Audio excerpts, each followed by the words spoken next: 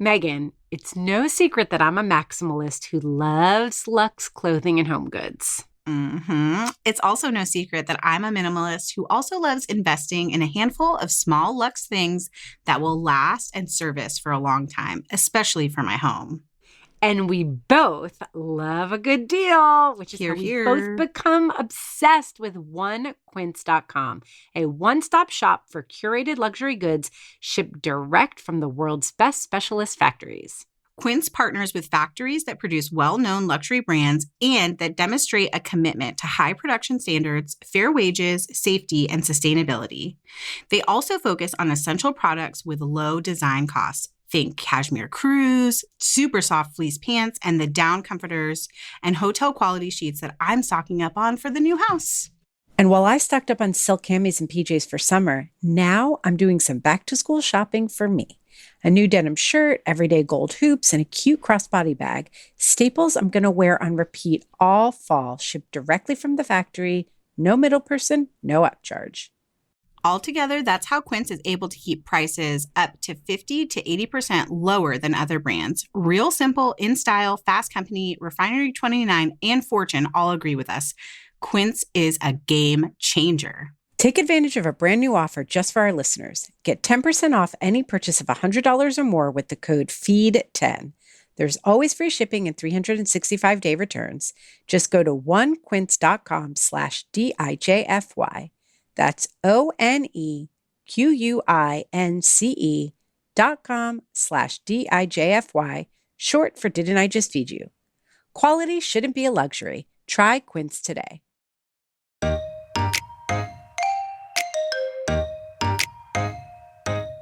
Summer food can be fun and food joy, but still really easy food.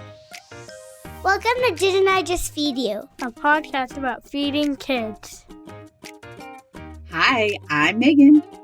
And I'm Stacy. Hey guys, before we get into today's episode, make sure to subscribe right where you're listening. And if you find yourself with an extra minute or maybe even 30 seconds, leave us a rating and review too. Those ratings help other busy parents and home cooks discover us.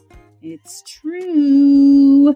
We had a great little review come in this week, and I can't believe I haven't sent it to you over Slack or anything yet. I should do that. I saw it come in too. It makes me really happy. I know. And there seems to sometimes be waxing and waning of reviews coming in. So it seemed like a low season. Everyone's busy. We totally understand. It's the end of summer, beginning of back to school. So you haven't had time to leave us a rating or review. But if you discovered us this summer and you haven't yet, please go do it because it really does delight us.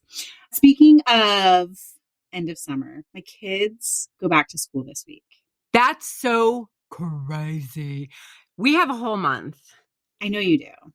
Yeah.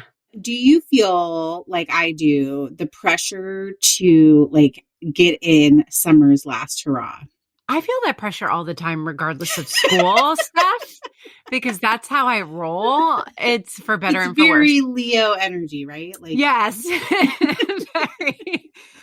But honestly, New York, you get to the end of summer, and in New York, at least, there's this kind of frenetic excitement about apples. Yeah. Because we're apple country. You go apple picking and there's so many orchards and it's one of our big crops, I guess.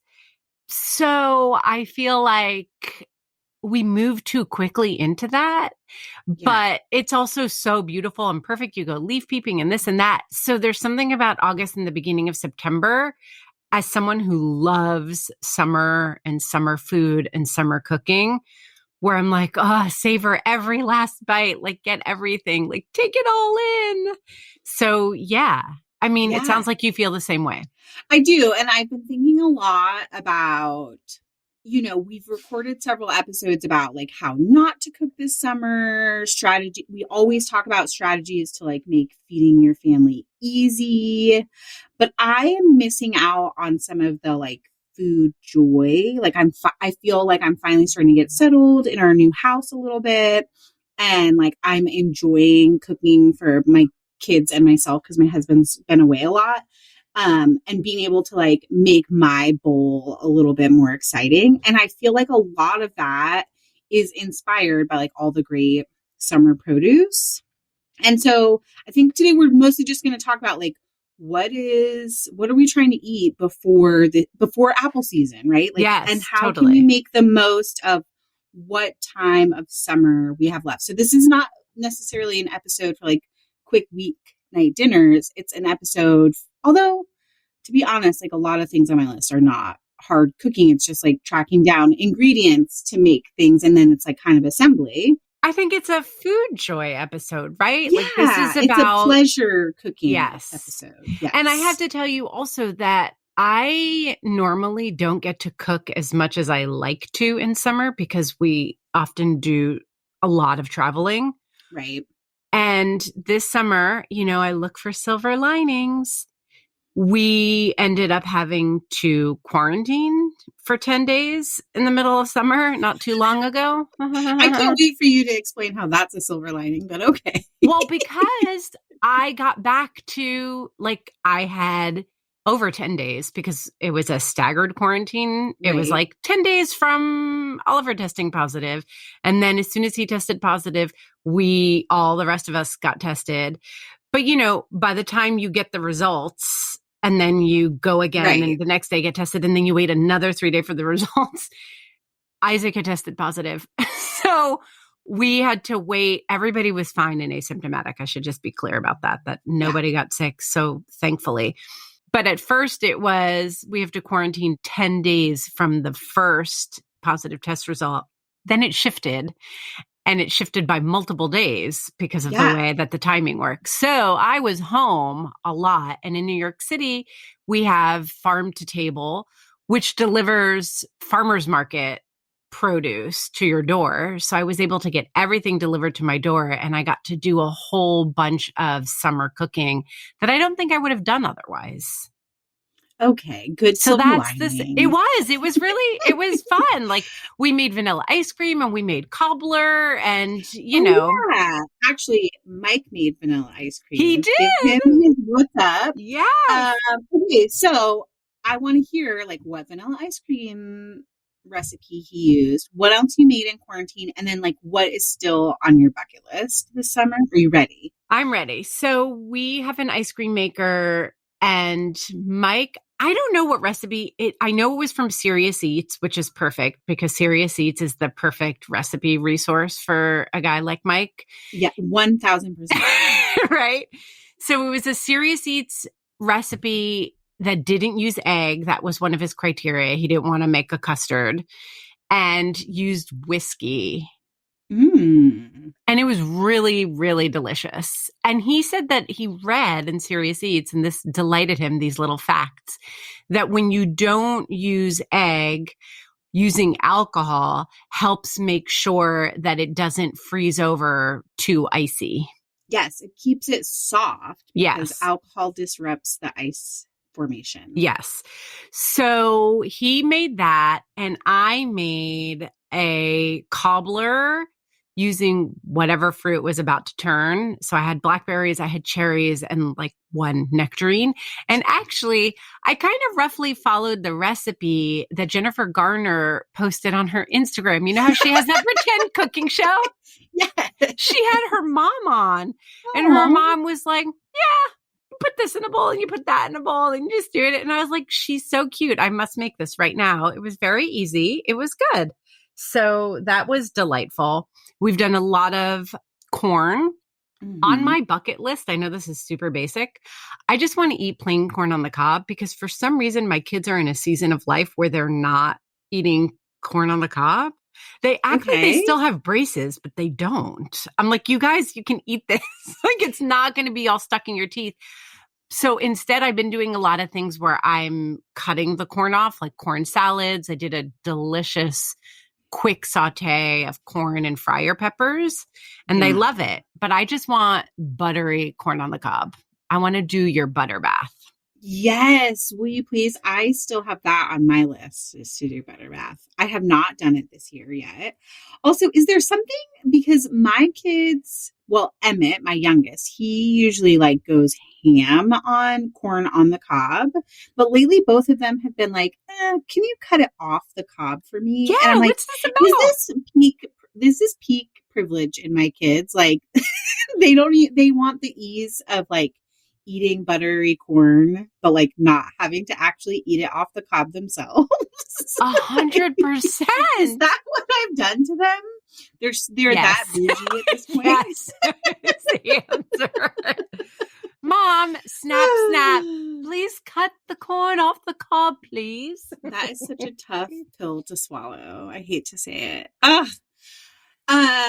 What about tomatoes? Also, like, have you gotten your fill of summer tomatoes? Because I feel like I could eat tomato toast every single day until school starts and still not have enough. Yeah, so actually, I've gotten tons of tomatoes, made a bunch of salads that I'm loving. I made a salad by Sophia Rowe. I follow her on Instagram. She's brilliant.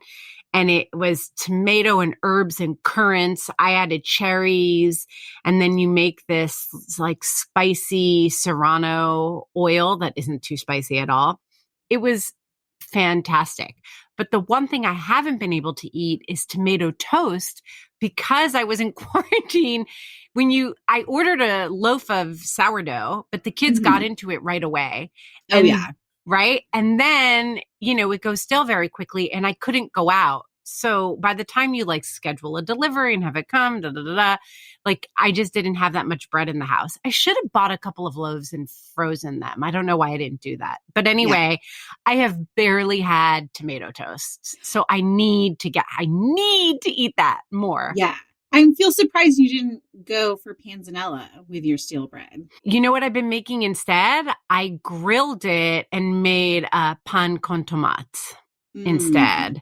Because I also had a tomato that was about to turn and my kids were freaking out. They were like, this is so good. Make it all the time. Okay, but so walk people through, because it is kind of like tomato toast, except for you grate the tomato or kind of grate it. Can you explain it? Yeah, so you have thick pieces of toast that you can grill or put in the broiler or your toaster, whatever.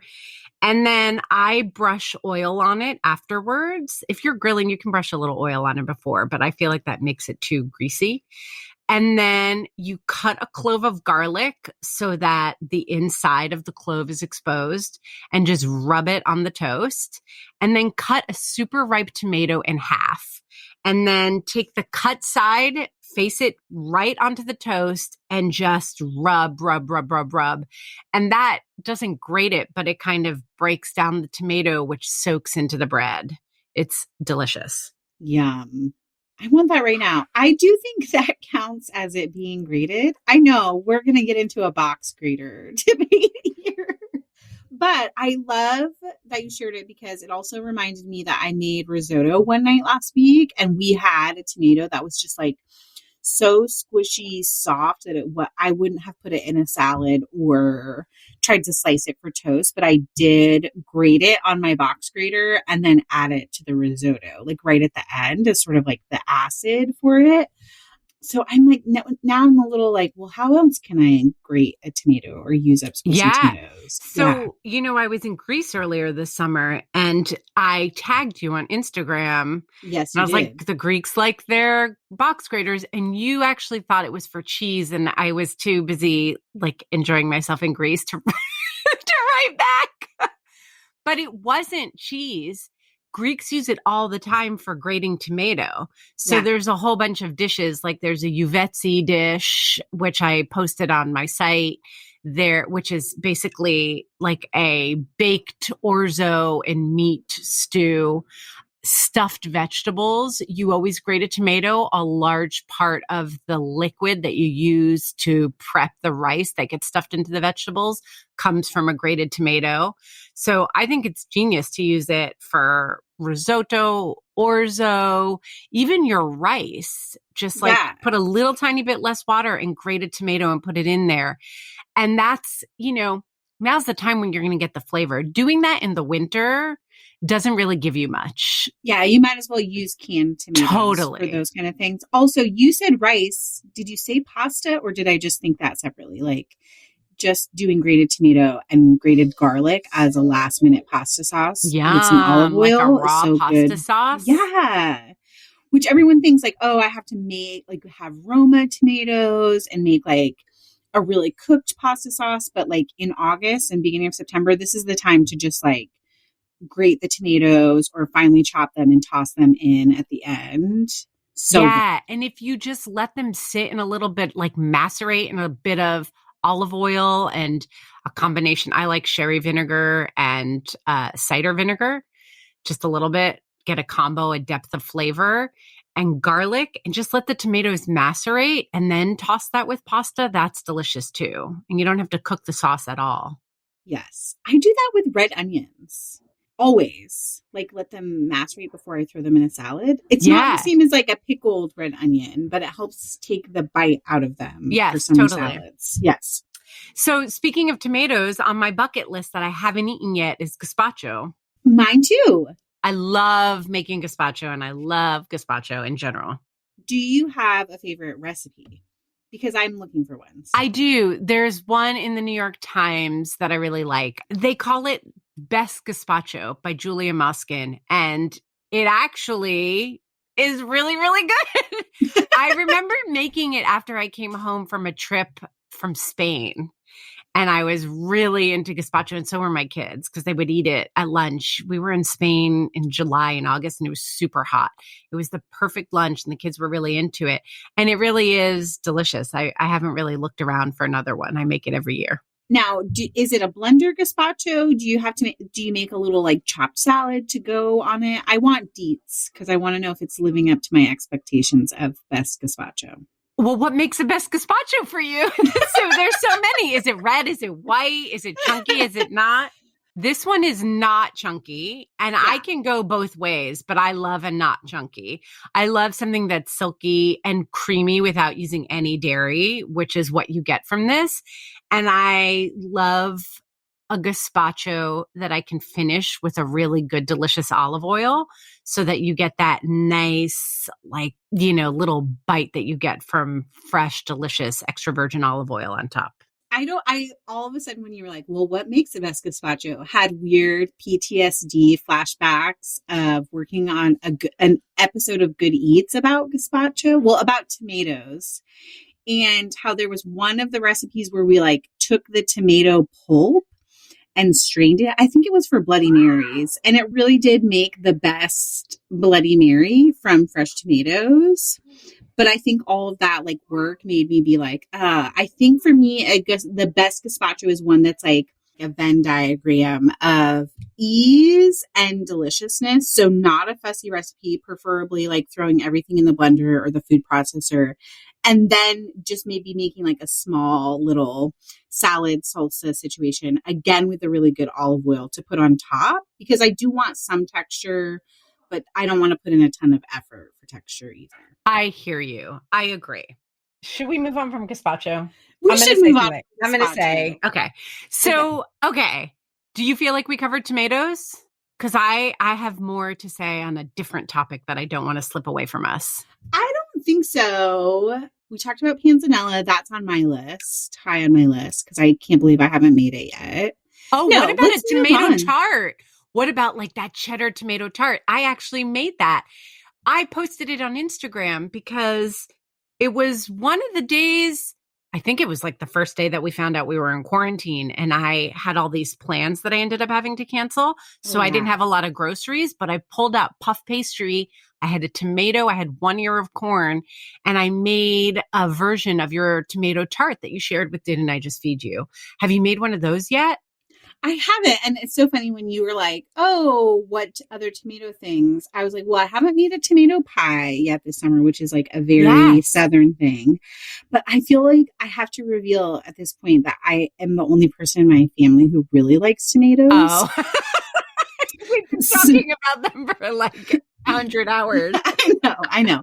So it becomes this thing of like, I was saying sort of at the top of the episode about how I'm cooking a lot for like just me and my kids. So I'm always trying to find things where it's like I can finish it in a way where I get all the flavors that I want and they can have whatever it is more plainly. And I find myself not making things like tomato pies or tomato tarts where I have to be the only one to eat it. Like a tomato tart, you kind of want to eat it the day you make it. Otherwise it gets soggy. Totally. And there's just me to eat. Yeah. So I would be investing in a whole tomato tart for myself, which sounds good, but also like I would give myself a stomach ache. I hear you. I will say, just quick note on the tomato tart. I used puff pastry instead of like a homemade dough. Yeah. I used boursin as the base. I just softened it with a little bit of cream and the kids loved it. They were like, what is this creamy, delicious base? It's like, yes. What's boursin? They're like, It was great. And then I topped it with cheddar cheese, which I wasn't sure would go great. And it did. It just gave like a nice little sharpness on the top.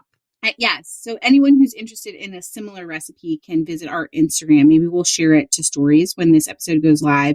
It's super adaptable, like Stacey said, to other cheeses, whatever kind of tomatoes you have on hand, and does use frozen puff pastry. So we're hitting that like summer food can be fun and food joy, but like still really easy food. Yes, totally. Yes. Okay. Now I'm officially moving us on from tomatoes. Summer seafood, we did an entire episode on it. And I have to say, on my bucket list is the sheet pan seafood boil that we shared. You won't regret it. So delicious. You know, I'm missing going to visit my sister in New Orleans. We always do some big seafood extravaganza when we go. So that's going to be the answer. Do you have any summer seafood bucket list? I mean, I still have not gotten my gosh darn lobster roll that I've been talking about all summer. I was planning to make them for us while you were here. Remember, we were going to do a side-by-side tasting. That means to cancel your trip because of your COVID exposure, which is fine. It's totally fine. But again, it's like, this could be a whole mini episode. I feel like it could. Like, when your partner isn't here and you know that you're going to be the one person to like eat the thing that you make, it's harder to be like, yes, I'm going to go and buy all the ingredients for lobster rolls. Yeah, just totally. For me. Totally. I get it. Yeah. I feel like I wish I could ship you a lobster roll. I'm going to figure like it out. Probably you can. I probably can. As soon as I said it, I was like, oh, wait a minute. Yeah. We can do this. We'll figure it out. I will before the end of summer. I promise. Even if you have to assign me an Instagram reel. To make it happen. Okay. Yes. I want to go quickly through any other foods. And then I also want to talk about drinks and desserts because I have things to say. So what other foods are on your summer bucket list that you need to eat before summer's out? Okay. I feel like actually all of mine are drinks and desserts. Oh, great. Let's do it. So that's probably very revealing, right? Like, it is easy for me to make drinks and like keep those on hand for myself. So I'm very into that. And we have been like, I feel like honestly, we could eat a watermelon every day. Like, I think I forgot how good like peaches and melons and stuff are in the South. Like the heat, I don't know, something that like even like the most basic grocery store watermelon that we've had this summer has been so sweet, so juicy, so delicious. And so I have been doing a lot of like, when we get to like sort of the end of the watermelon, just pureeing it and drinking like the watermelon water with tequila and lime. Nice. And I want to continue to drink that. But one of my former colleagues at Kitchen, Nicole Rufus, she just shared this like hibiscus pitcher cocktail, which we'll link to. And I really want to make that. Even just like hibiscus tea is so good, so flavorful. It's sort of like sweet and sour and so pretty. So I might even just make the base and share that with the kids, like without the alcohol. And then add alcohol when I need a cocktail. Yes. Well, related to that, I was talking about how I'm missing visiting my sister in New Orleans. I've been craving sweet tea, which I know is all year round down south. But for me, I very much associate it with summer.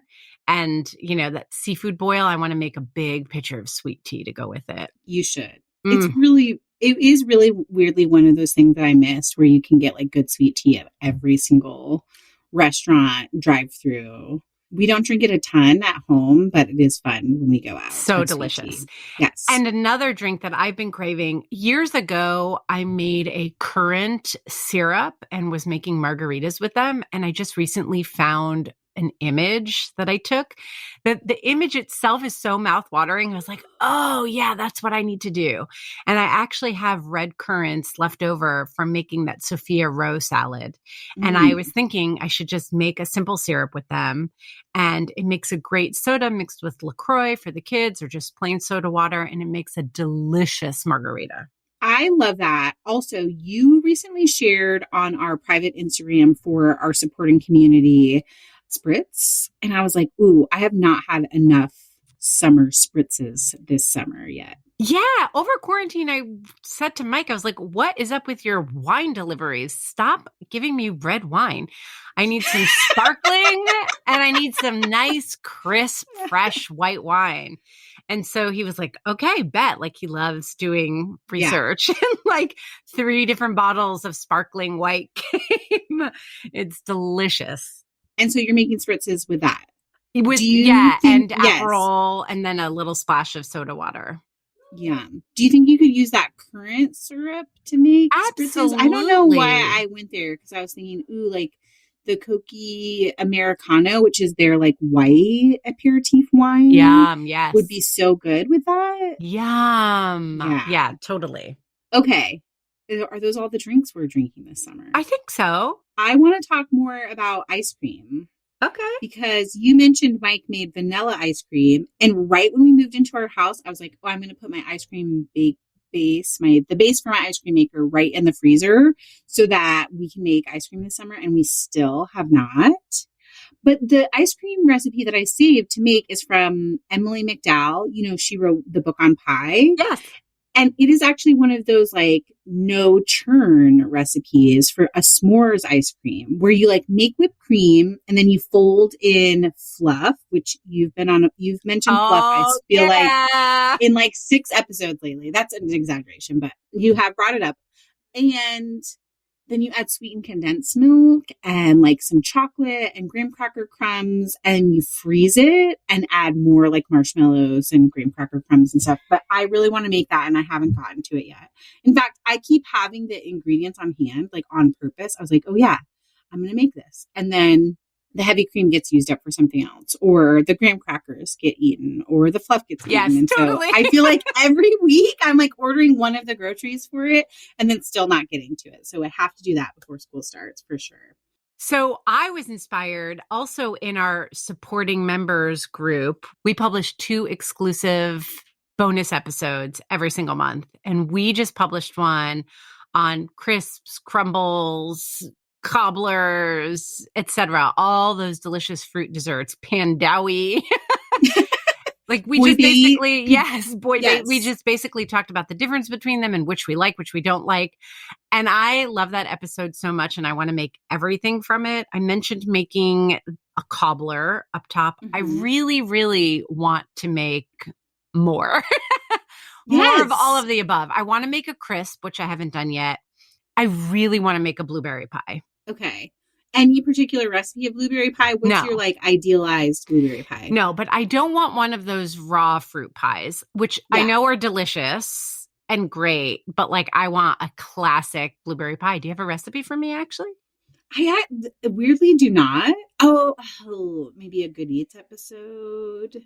I'll do it. Yeah, I'll look it up. I think I remember it being kind of fussy, but I think the blueberry filling is actually like cooked. Yes. Because then we froze it for future use. Oh, yeah. I'm into that. That's fun. Okay, we'll link to that recipe and then that's the one you have to make now. Okay. Done. I'm joking. But same as you, like the idea of crumbles and slumps and all that stuff. Chadwick Boyd, who's like a food editor based in Atlanta and New York, he shared at the beginning of summer and he was using cherries, this like brown butter biscuit bake. Because he's also like, he went on biscuit tour with Carla Hall. Like, he's another biscuit expert. Basically, like it's a sheet pan of the fruit and then you make like a biscuit batter, but instead of folding it, you add a little bit more liquid to it and you brown the butter for it and you pour it over the top of the fruit.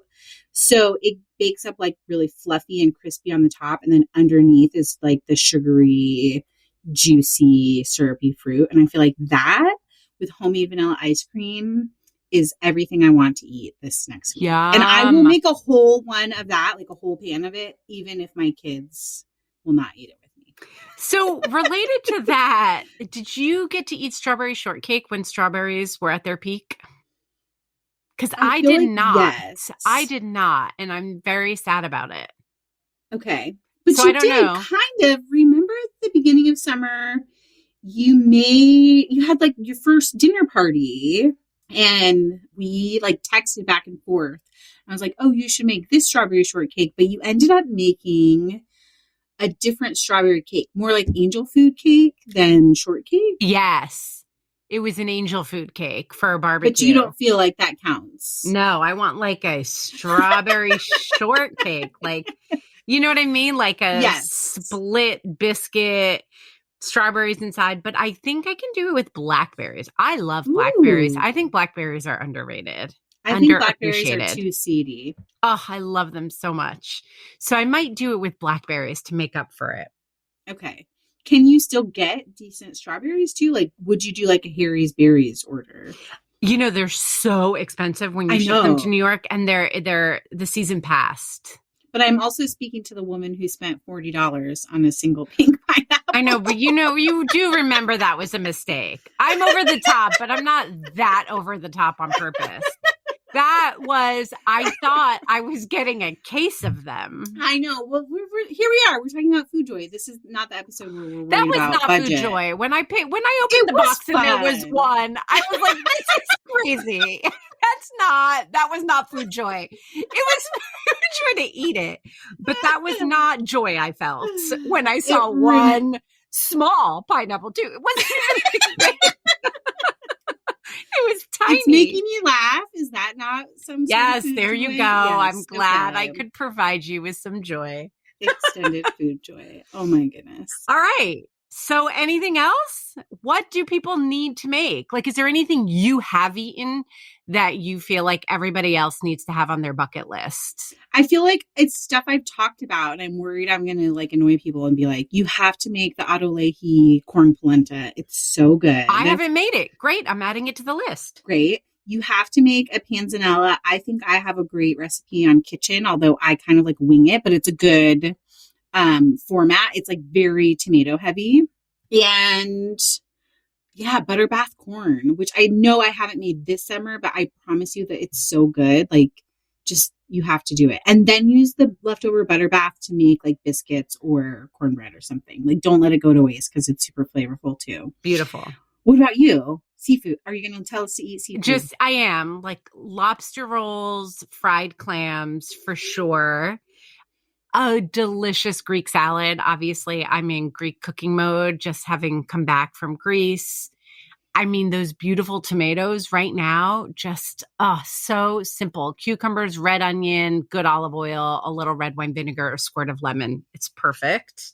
Pan con tomate, I have to say, we were all pretty like excited about that.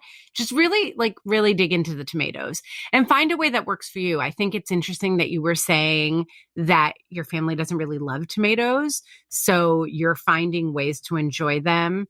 Mostly tomato toast. Yeah. Because it's like single serve and I can use up one really nice tomato for myself. So even if you're just buying one great tomato, not just from the supermarket, unless you have a nice fancy supermarket that has like local heirlooms, like find a great tomato and treat yourself. Yes. Also BLTs. I haven't eaten a BLT yet this summer. What the heck? What the heck? Okay, I want to hear from everyone else what's on their summer bucket list. I'm also excited to hear what is on everyone else's summer food bucket list. So please join our community. Visit didn'tijustfeedyou.com/community.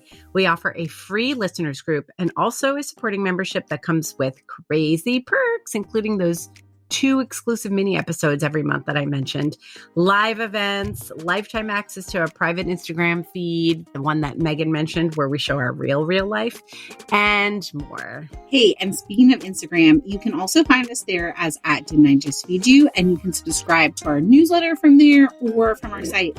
We send out a recipe and our pick of the week, like something fun we find every single week, so you don't want to miss out on the newsletter. And of course, don't forget to subscribe to Didn't I Just Feed You wherever you get get your podcast so that you don't miss a single episode. A huge thank you to our editor, Samantha Gatzik, especially today. I'm Stacy. And I'm Megan. Stay sane and well fed until next week.